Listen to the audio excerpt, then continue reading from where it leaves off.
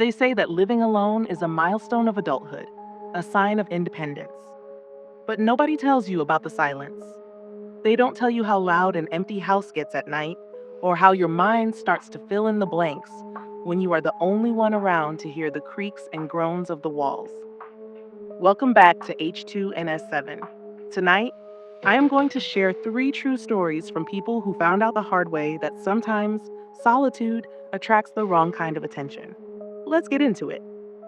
This first nightmare took place in the autumn of 2021. I was living in southern Illinois at the time, renting a townhouse. It was a big step for me because at 27, it was the first time I had ever lived completely by myself. I had a full time job and a solid routine, so on paper, I was ready. But the truth is, I was still pretty nervous about it. I had just come out of a difficult breakup and convinced myself that the silence and isolation would help me process everything and move on. The townhouse was situated in a row of identical units. It was a plain, clean place tucked away in a quiet cul-de-sac just off a rural highway. The neighborhood had that very sterile, suburban atmosphere. You know the type. Lots of beige vinyl siding, perfectly trimmed hedges, wind chimes, and mailboxes with family names stenciled on them. The residents were mostly older folks, with a few young families sprinkled in. I didn't know any of my neighbors, and honestly, I preferred it that way. I mostly kept to myself. However, almost immediately, I noticed one person who stood out from the rest. He lived 3 doors down from me. He was a tall, heavy-set man, likely in his mid-40s, with a scruffy beard. He had this strange habit of standing outside his house at night. Sometimes he would pace, sometimes he would smoke, but mostly he would just do nothing. He would just stand there and stare. I would usually pull into my driveway after work around 9 or 10 at night, and there he would be.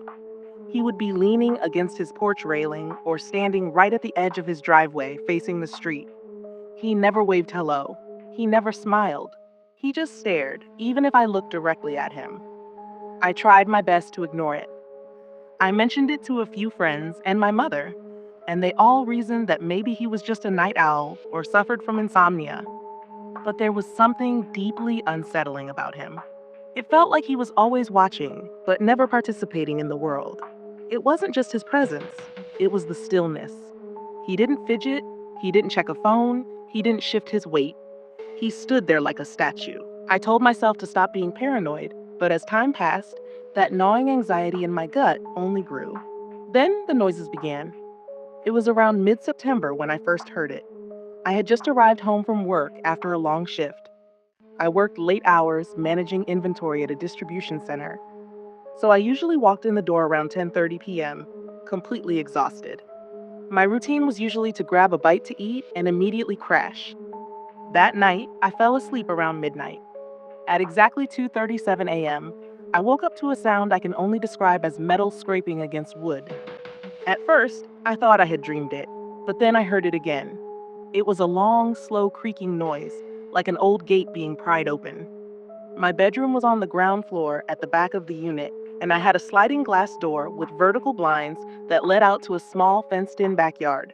I sat up in bed, my heart racing, and just listened. There was a pause. Then I heard footsteps. They were soft, crunching sounds, like someone walking very slowly across gravel. My entire backyard was lined with decorative rocks instead of grass, so every footstep was distinct and audible. These were definitely not animal sounds. I grabbed my phone and crept out of bed. I didn't own a weapon, so I grabbed a dull kitchen knife I kept in my nightstand just in case, which felt ridiculous at the moment. I crouched by the edge of the window and peeked through the blinds. I couldn't see anything. The motion sensor light hadn't turned on, which meant whoever it was had either stayed out of range or entered in a way that bypassed it. I dialed 911. The dispatcher was calm, took my address, and told me officers were en route. I stayed crouched in the dark, barely breathing. About 10 minutes later, red and blue lights flickered through my front window. I got up, ran to the front door, and met 2 officers outside. I explained everything: what I heard, the scraping, the gravel, and the time it started. One of them walked around to the back while the other stayed with me and asked a few questions. The officer in the yard came back and reported that the gate was closed and there were no signs of forced entry, but said he would write a report just to be safe. They didn't see anyone, no footprints, no damage. Basically, no crime. One of them actually suggested it was probably just a raccoon and gave me a look that clearly said I was wasting their time. I didn't argue. They left after about 10 minutes. I didn't sleep for the rest of the night. The next morning, I went outside to inspect the backyard myself. That is when I noticed something strange. There was a flat stone, about the size of a paperback book, wedged under the bottom edge of the wooden fence gate. I hadn't noticed it before. The gate was equipped with a heavy spring that made it swing closed automatically, but the stone looked like it had been placed there specifically to stop it from latching all the way. It was subtle, the kind of thing someone would do if they wanted to come back later and slip inside without making noise. I picked up the rock and threw it across the yard. I called the police again and told them what I had found. They told me they would add a note to the report, but again, they said there wasn't much they could do. I asked if they could talk to the neighbors or check for cameras. They said no. Unless a crime was committed, they couldn't investigate. I felt like I was losing my mind. 2 nights later, things escalated. At exactly 2:14 a.m., I woke up again.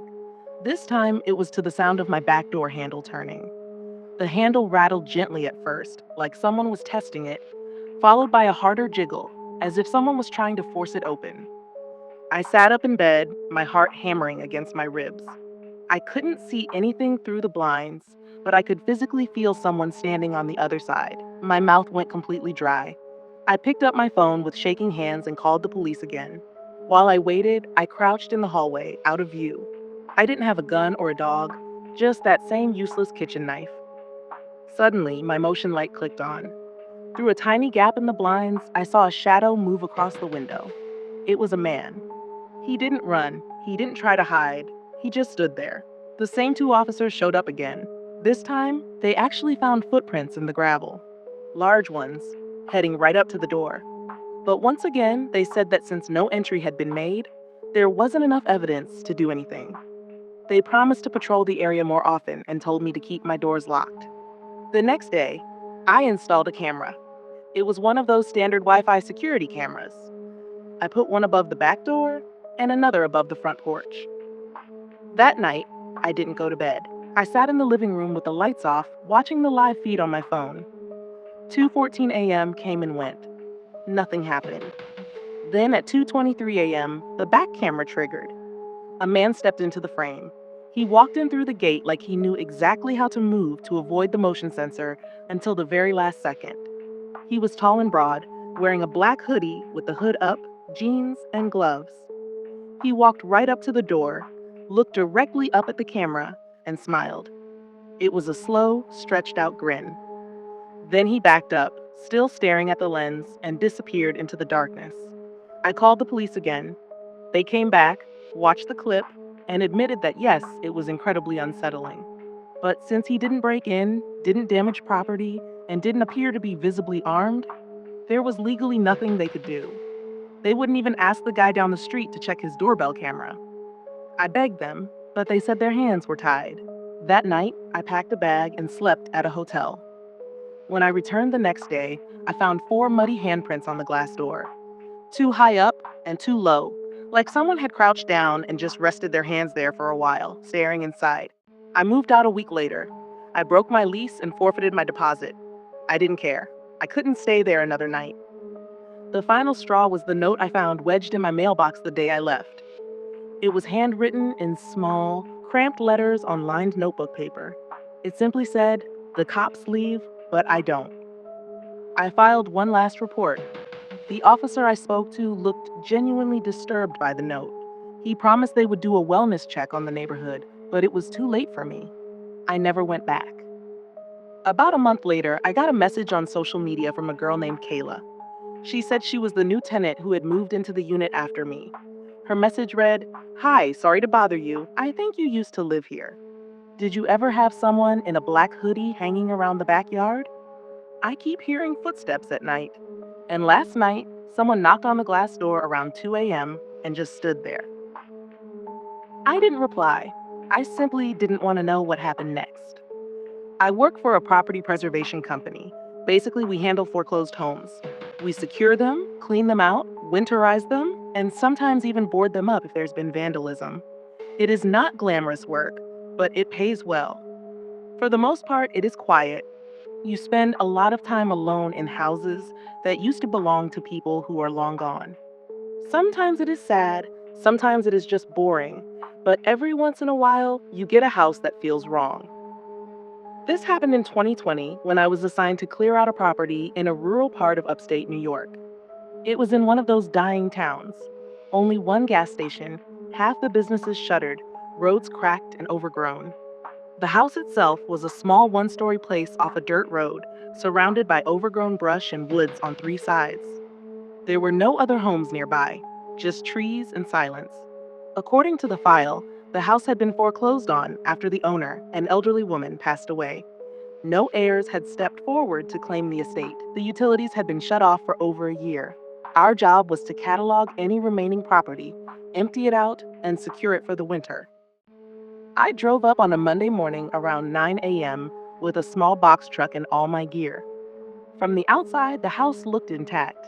The windows were closed, the door was locked, and the roof looked fine, though there were a lot of weeds and vines climbing up the porch. I had to shove the front door hard to open it because it had swollen in the frame. But once inside, everything looked pretty standard. It was dusty with stale air and faded furniture. Then my work phone rang. It startled me because I had absolutely no signal out there. I had already checked and noticed I had 0 bars, but the phone buzzed anyway. There was no number on the caller ID. It just said unknown caller. I answered, and there was nothing. Just a low crackling sound, like static. I said hello twice, then hung up, chalking it up to a glitch. I got to work. I always start with photos, documenting every room and every item. The living room was cluttered with old furniture, lace curtains, some framed paintings. It reminded me of my grandmother's house. Heavy furniture, doilies, porcelain figures. The hallway had a distinct smell. Not rot, exactly, but more like mildew and dust mixed with something faintly metallic. There were 3 bedrooms. One had been stripped bare, except for a sagging mattress on the floor. Another was clearly a sewing room with thread spools everywhere and a dusty machine on the desk. I took a closer look and saw a corkboard filled with old newspaper clippings. They were mostly obituaries. Dozens of them, all clipped out with scissors and pinned carefully to the board. I didn't recognize any names. They were all local. I moved on. In the master bedroom, there was a rotary phone on the nightstand. I remember stopping and staring at it for a second because I hadn't seen one in years. It was off-white, yellowed with age, with a long coiled cord. It was the kind of phone that would never ring again because the line had been physically cut long ago. I moved on to the bathroom. That is when my cell phone rang again. It said unknown caller again. This time I hesitated. I picked it up, stepped out into the hallway, and answered. Nothing. But this time, after about 5 seconds, I heard a whisper. It was very soft, so quiet I could barely make it out. It said, "Don't answer the phone in the bedroom." Then the line went dead. I stood there frozen, my heart pounding. The house was dead silent. I checked the windows, all were closed. Nobody was outside, and there was no sign of forced entry. My first thought was that someone had pranked me. It is what anyone would think. Maybe one of the other crew guys was messing with me, but no one else knew I was there that early. And again, I had no signal. I checked my phone. 1 bar, then nothing. It flickered in and out of existence. I tried calling my supervisor, but the call failed. I decided to finish the job quickly. I started boxing up loose items in the living room, books, figurines, dusty glassware, but the whole time I felt off, like I was being watched. I kept glancing toward the hallway, half expecting to see someone standing down there. Then the phone rang a third time, but not my phone, the rotary phone in the bedroom. I heard it from across the house, a shrill, mechanical ring that echoed through the rooms. That phone should have been dead. The line was disconnected.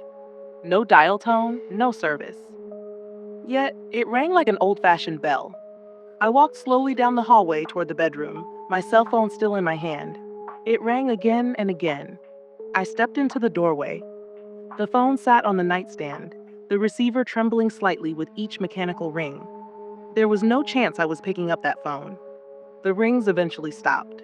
I backed out of the room. I wanted to leave, but part of my job was securing the property, and I still had to check the basement. I almost said screw it, but something made me keep going. Maybe it was pride. Maybe I just didn't want to admit how scared I was. The basement door was in the kitchen. I opened it slowly.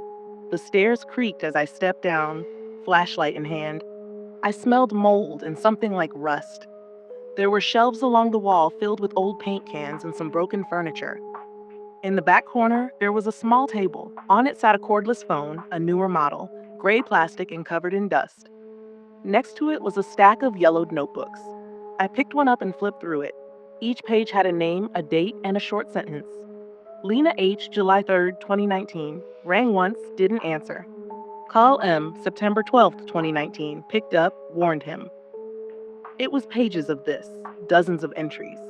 I dropped the notebook, and my heart felt like it completely dropped out of my body. I looked around the basement, terrified that I wasn't alone down there, that someone was watching me from the darkness. I rushed back up the stairs, looking behind me the whole time, my heart in my throat. I didn't finish the job. I drove straight back to the office and turned in my report. I didn't tell them everything. I just said the property was unsafe and possibly had squatters or interference. They reassigned the job to another crew. 2 days later, I got a text from one of the other guys, Mark. He had gone out there that morning to finish the job. I hadn't told him specifically what happened.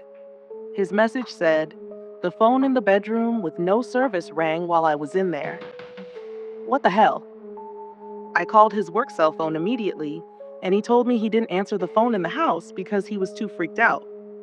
The next day, Mark apparently quit without notice and never returned to work.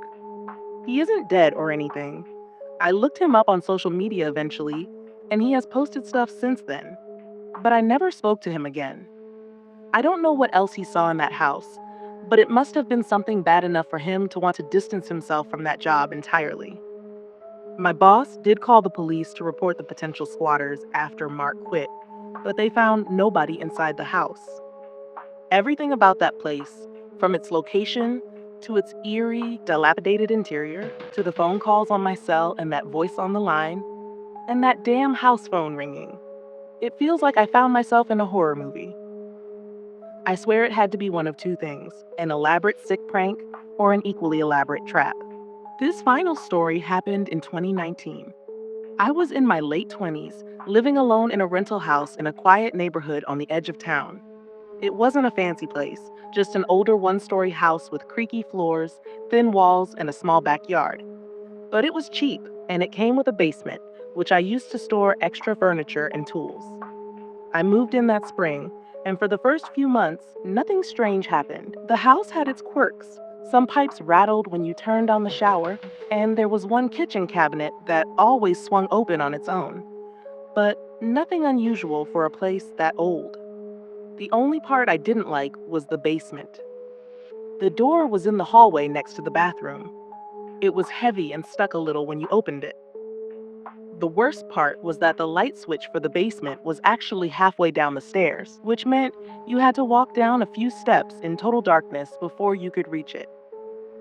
The first time I went down there, I honestly felt weird. Not scared exactly, but uneasy. The single bulb didn't do much to light the corners, and the whole place smelled like old wood.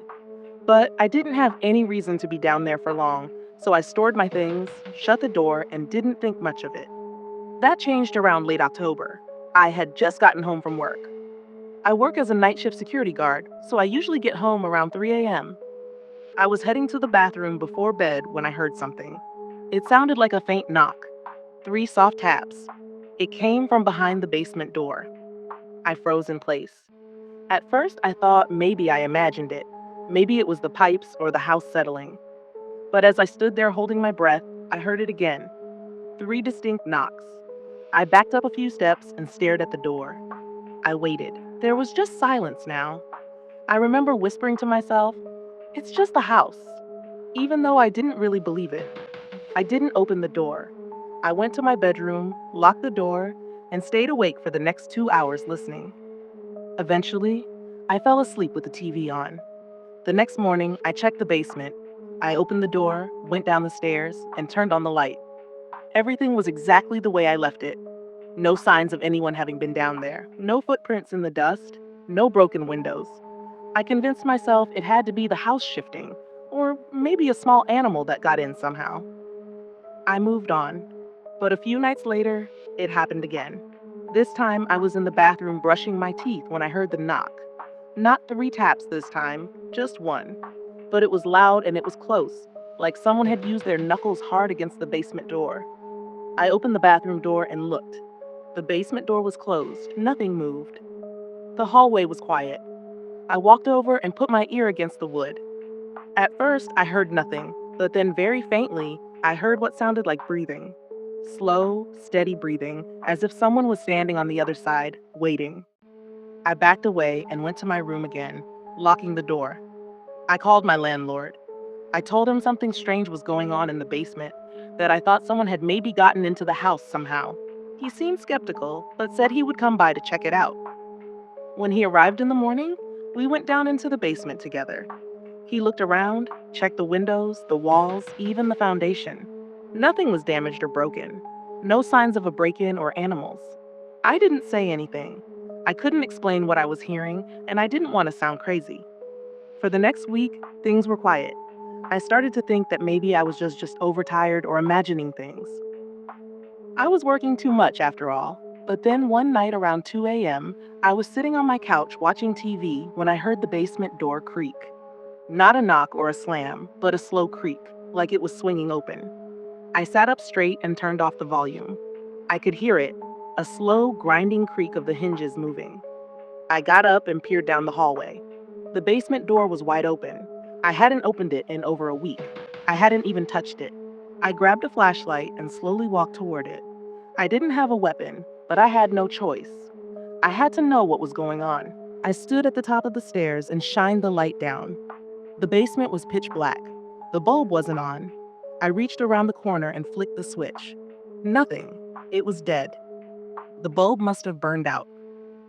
That is when I heard footsteps coming up the stairs. They weren't rushing. They were slow, but they were 100% footsteps. I backed away. My hands were shaking. I slammed the door shut and held the handle tight. For a moment, I felt the pressure of something on the other side, like it was leaning against the door. Then it stopped. I locked the door and called the police. I told them someone was in my basement. They showed up about 10 minutes later. 2 officers cleared the house and went down into the basement. I stood in the front yard waiting, and after what felt like forever, they came back up. They said they didn't find anyone. No signs of forced entry or anyone hiding. Nothing was even disturbed. One of them even tried to laugh it off, asking if I had been watching scary movies. I knew what I heard. After they left, I didn't go back inside right away. I just stood there staring at the house. Finally, I went back in, locked every door and window, and stayed up until the sun came up. That morning, I bought a padlock and installed it on the basement door. I didn't care if it was allowed or not. I needed it. For the next month, the basement stayed quiet. No sounds, no knocks, nothing. I almost let myself relax. Then one night, I got home from work and noticed the basement door was open. Not just unlocked. The padlock was lying on the floor, broken. The door itself was slightly ajar. I hadn't touched that door in weeks. I stood there staring at it, and for the first time, I realized something. Every time this had happened, every noise and every knock, it had always happened at night when I was alone. I did not go down. I couldn't. I packed a bag, left the house, and stayed at a friend's place for a few days. When I came back, I literally nailed the basement door shut. I even wedged a chair against the door. I didn't care if the landlord got mad. I just couldn't look at that door anymore. A few nights later, around 3 a.m., I was lying in bed when I heard a sound that I still can't explain. It was a voice. It wasn't loud. It wasn't even someone speaking clearly. It was like the barely audible rumble of someone's vocal cords. It came from somewhere beneath the floorboards, directly under my bed. That was it. I called the police again. They showed up, did their search, and nothing turned up again. So I packed everything, minus the stuff in the basement, and I left. I didn't even wait for the lease to end. I don't know what was in that basement. I don't want to know. All I can say is that sometimes, when I lie awake at night in my new apartment, I think about all this. And I wonder, If I had waited just a little longer, what would have come up those steps?